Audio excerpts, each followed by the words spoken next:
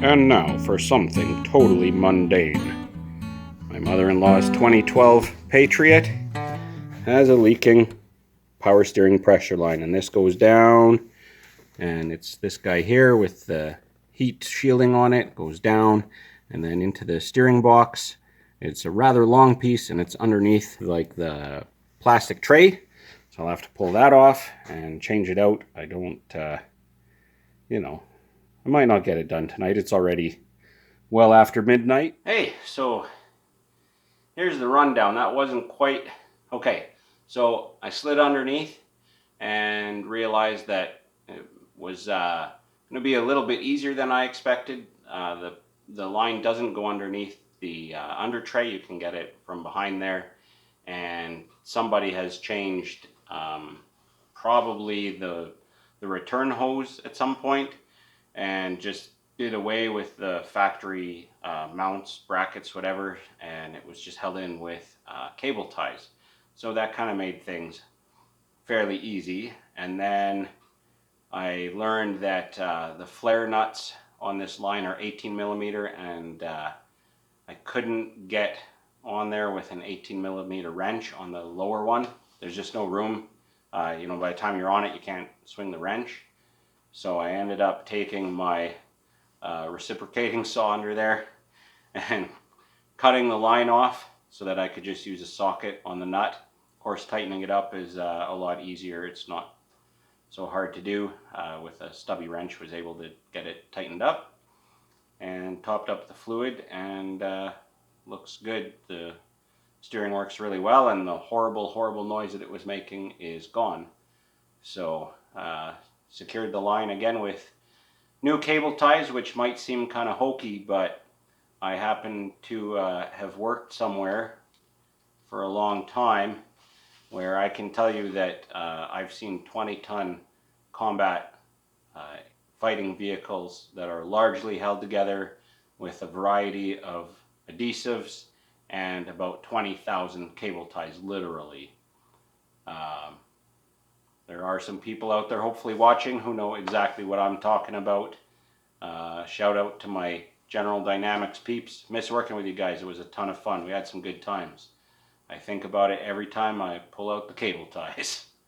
All right, it's now about 2 in the morning, so I'm just gonna set this thing back down. I gotta top up the tires, and it's due for an oil change. I guess it would have been a good time to do it, but I didn't think of getting a filter because I had bigger fish to fry, and well, that can wait just a little bit.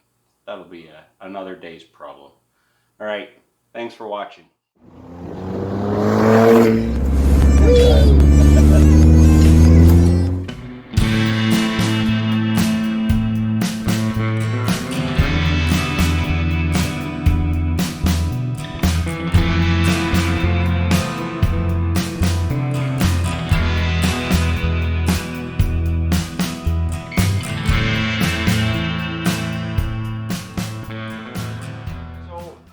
This last month we've had quite a few new subscribers, so if you're new to the channel, thank you so much.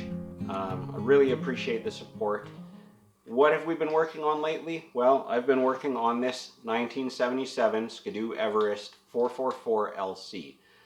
This particular machine, it's the typical ran when parked, but that was many years ago, and it's just been outside.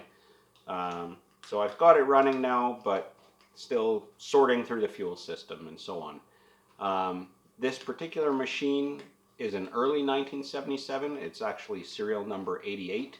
So that makes it a little bit unusual compared to some of the later 77s and the 78s, which were much more plentiful. This particular machine has a, right back here, fuel on off reserve setup. And it was kind of baffling to me because both lines went into the same chamber of the fuel tanks. How can you have a reserve fuel tank in the same fuel tank as your main fuel tank? And I couldn't wrap my head around that, and everything inside the tank had long since rotted away, fallen off, etc.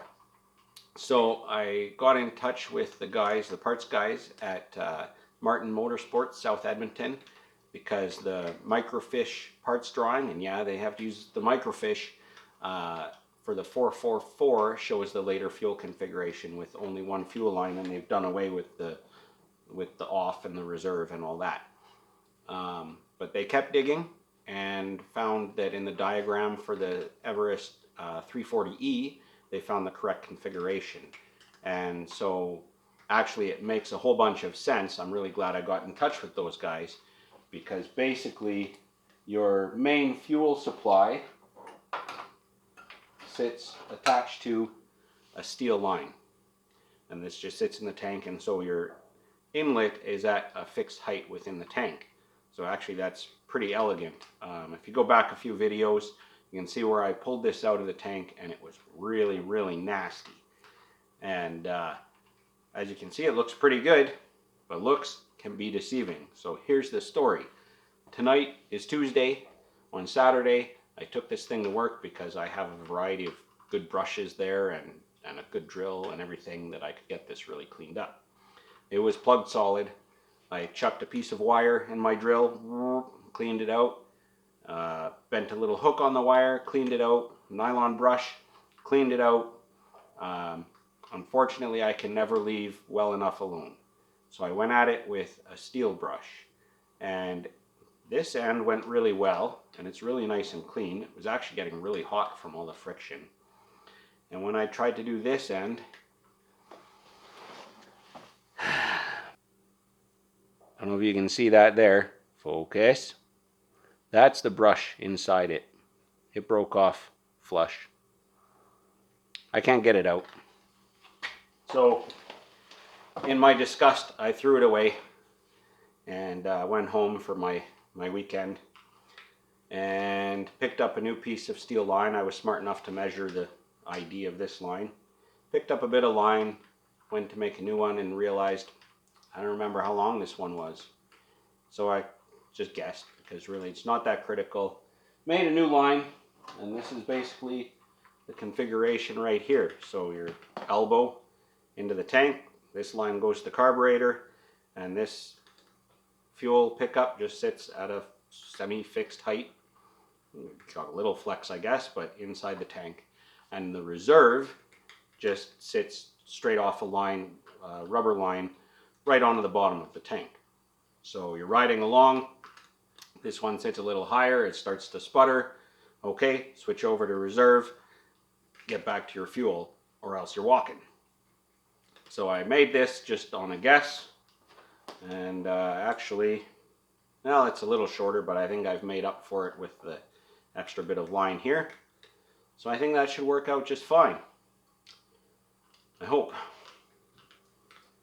Unfortunately, I'm now out of 1/4-inch fuel line, and so is the Sherwood Park Canadian Tire, so might have to try the other store and get some more so I can finish the reserve side. But at least if I get the main supply side done, then I can actually ride this thing on fuel right out of the tank instead of out of a jerry can. So that's kind of my next goal, I guess.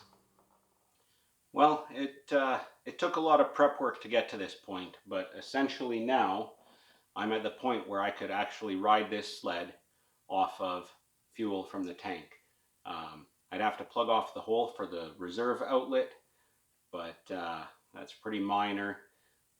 Having said that, it would be very generous if we said that the condition inside the fuel tank was poor, because it's very poor. It's pretty filthy in there, and there is, you know, 1 inch or 2 of fuel left in the bottom there, and it's pretty old and gross. So I'm gonna have to clean that all out. I think I'm gonna suction it out and dispose of it, and then let it dry for a while and just vacuum out the remainder, and that should be, you know, the dust and whatever's in the bottom there, and that should be good enough. In the meantime, hopefully I can get some more 1/4-inch line, finish off the reserve side, and then I think we could probably go for a test ride, which is a little bit sketchy and scary, but could be fun.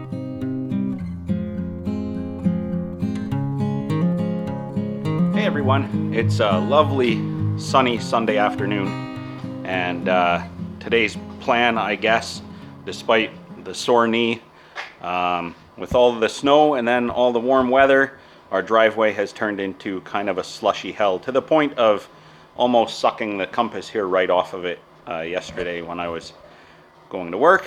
So the plan today is to make some headway at least on this thing, try and get it operational. You know, the carburetor unfortunately is still leaking a little bit of fuel, not as bad as before. Probably that main jet has not seated quite as well as we'd like, but that's a problem for another day. I just want to get it running so that I can use the blade to smash down some of the frozen slush ice rut things and try and smooth it out a little bit. I don't know if I'll get it all together this afternoon because it's moving pretty slow, but progress is progress, so let's give it a go. So one of the first things to show you, because of the clearance issues here, the 45 still didn't get me quite where I needed to be, so I just took a reciprocating saw and was able to just lop off a little bit of that steering gear bracket there, and that's cast iron, so really it's not going to particularly rust, so I'm not too concerned about that. And I just got to put the pin in up there, right there, and then the blade and whatnot will be operational, and put the wheel back on and all that kind of good stuff.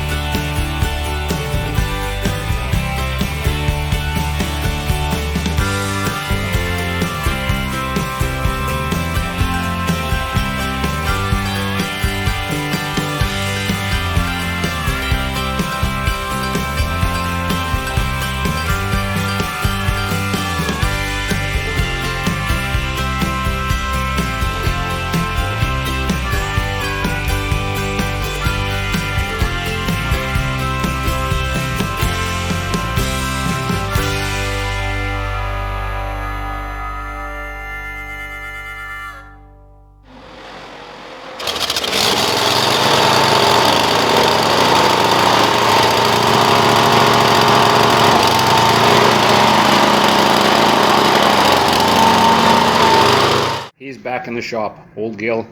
How did it do blading? Mixed results. It doesn't really have drive unless I increase the pressure with the lift circuit.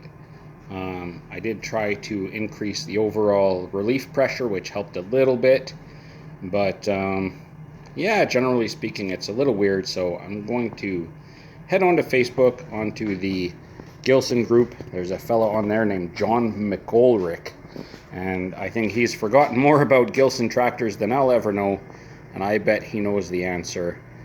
Something's going weird. It's just not generating pressure on the drive circuit. There's a couple of valves in there, which I hope it's not the cause, because you have to take apart the whole transmission. At least it did level out the driveway. I was able to kind of operate it in some fashion. If it had resistance on the blade from the snow, then it would drive, kinda, up to a point. So then, you know, and then I'd have to lift it, and if you drop too much, then you lose steering. So, you know, it was all kinds of fun, but it's a little bit better. So I'm gonna head in, make some supper, and later come out and tidy up somewhat in here, because it's a huge mess. All right, thank you for watching. As always, I appreciate you all. Good night.